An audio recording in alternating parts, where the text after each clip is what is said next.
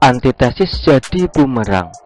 Anies makin merosot akibat kepuasan terhadap Presiden Jokowi naik.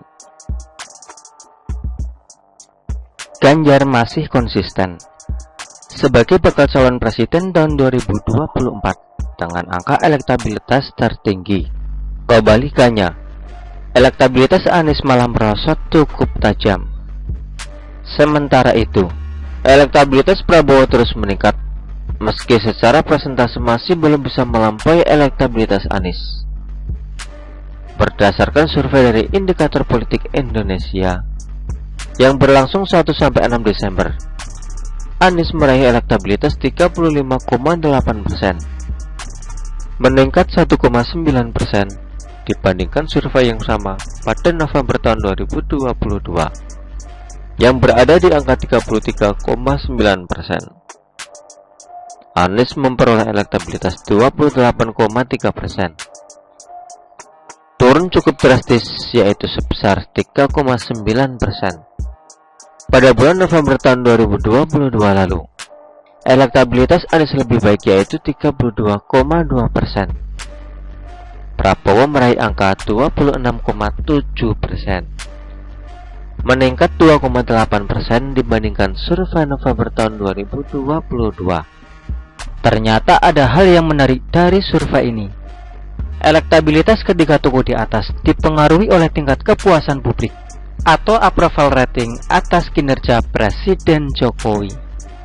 Elektabilitas Ganjar dan Prabowo ikut meningkat jika terjadi peningkatan kepuasan publik pada Presiden Jokowi. Begitu juga sebaliknya, elektabilitas Anies turun jika tingkat kepuasan publik pada Presiden Jokowi meningkat. Tapi ketika elektabilitas Anies meningkat, itu terjadi ketika approval presiden turun. Di bulan November, approval presiden drop dari 70 ke 66. Elektabilitas Anies meningkat, kata Direktur Eksekutif Indikator Politik Indonesia, Burhanuddin Muhtadi. Hasil ini seperti ingin membuktikan pandangan publik bahwa Anies adalah sosok yang antitesis Jokowi. Pasti kalian tidak akan lupa dengan pernyataan Sulvan Lindan yang menganggap Anies adalah antitesis Jokowi. Ada benarnya di sini, karena ketika approval presiden naik, elektabilitas Anies tertekan, kata dia. Survei Indikator Politik Indonesia juga menunjukkan kepuasan publik pada Presiden Jokowi mencapai 71,3%. Hanya ada 27,1% publik yang tidak puas atau sangat tidak puas dengan hasil kerja Presiden Jokowi. Ini adalah contoh antitesis yang menjadi bumerang buat Anies. Sebenarnya dari awal, banyak yang sudah tahu kalau Anies adalah sosok yang berseberangan dengan pemerintah pusat. Ini terlihat jelas selama 5 tahun dia menjabat sebagai Gubernur DKI. Nasdem saat memutuskan mengusung Anies sebagai capres, kemungkinan berusaha memoles Anies sebagai sosok yang nasionalis, yang bukan bapak politik identitas. Nasdem juga sebenarnya tidak berniat membenturkan Anies dengan Jokowi. Ini terlihat dari statement memoles yang mana Jokowi diharapkan memberikan dukungan politik kepada Anies.